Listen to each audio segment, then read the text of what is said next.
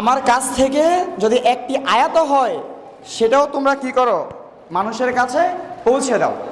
সেটা হতে পারে একটা কোরআনের আয়াত, সেটা হতে পারে একটা দোয়া বা রাসূল সাল্লাল্লাহু আলাইহি সাল্লামের একটা কথা।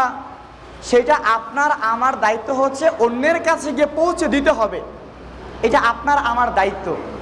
তো যখন আপনি আমি দ্বীনের এই দাওয়াত দিব, এতে আমাদের লাভটা কি?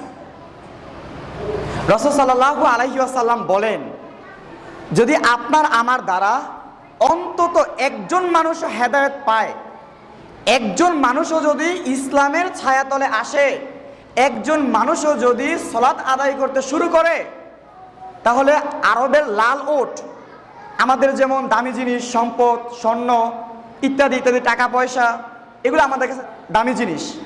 তো আরবের সবচেয়ে দামি জিনিস হচ্ছে লাল ওট। তো রাসূল সাল্লাল্লাহু আলাইহি ওয়াসাল্লাম বলেন, যদি আমাদের দাওয়াতের মাধ্যমে একজন মানুষও যদি হেদায়েতের পথে আসে, তাহলে ওই লাল উটের চেয়ে উত্তম। সুবহানাল্লাহ। তাই আমাদের উচিত মানুষের ধারে ধারে গিয়ে আপনাকে আমাকে এই দ্বীনের দাওয়াত দেওয়া। যদি আপনি ইতিহাস পড়েন তাহলে আপনি জানতে পারবেন রাসূল সাল্লাল্লাহু আলাইহি ওয়াসাল্লাম তায়েফের ঘটনা।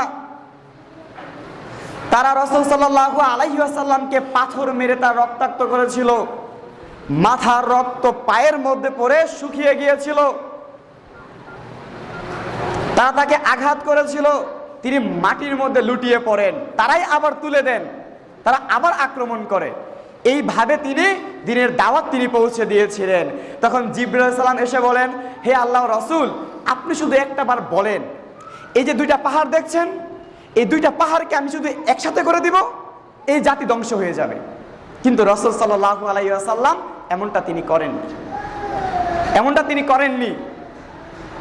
তাই আপনারা আমার উচিত যতটুকু আমরা জানি সেটা অন্যের কাছে গিয়ে পৌঁছে দিতে হবে।